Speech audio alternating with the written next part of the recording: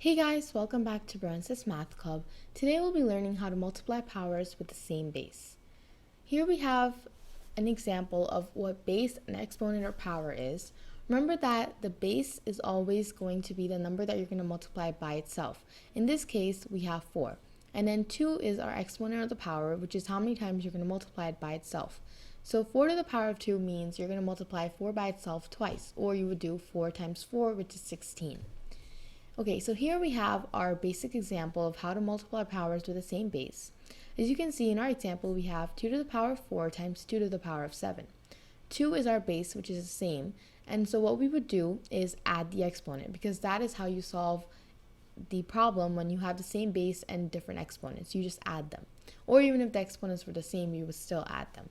So 2 to the power of 4, and then you would add the 7 in our exponent, so it would be 2 to the power of 4 plus 7, which would give you 2 to the power of 11. And that is literally it. That's all you have to do to solve this problem. So this would be your solution, 2 to the power of 11. Now remember that when you're dealing with scientific notation, what it really means is 2 to the power of 4 would be 2 being multiplied by itself 4 times. And 2 to the power of 7 would be 2 being multiplied by itself 7 times. Now, one hard way to solve this would be to actually write it out and multiply it, and that would give you a really huge product. That's why we use scientific notation. So 2 to the power of 11 actually means 2 being multiplied by itself 11 times, which would give you a really big number when solved. So this just simplifies our product.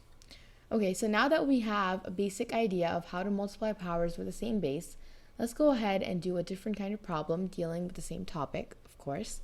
So let's say we have 2a cubed times 3a plus 1. Now just by looking at this, we can tell that we're going to be using the distributive property because we have a number outside and we have 2 terms in our parentheses.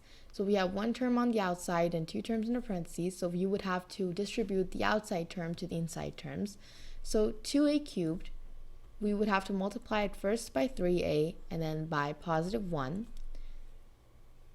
So as you can see here, we have a cubed and then we have a. And of course, since it doesn't have any exponent on top, that would mean it's a to the power of 1. So now, once again, we're going to be multiplying powers with the same base.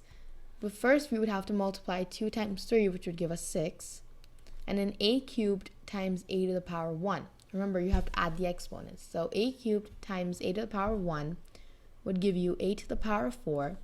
And then you would multiply 2a cubed times positive 1. And of course, anything multiplied by itself is the same. So that would give us plus 2a cubed. And that is the solution. 6a to the 4th plus 2a cubed. And we did the exact same thing as we did up here. We multiplied powers with the same base. But of course, it was in a different kind of problem. So remember, just whenever you have the same base, all you have to do is add the exponents, and it makes it really easy to solve the problem. And that's it for this video. Thanks for watching, and we'll see you guys next time.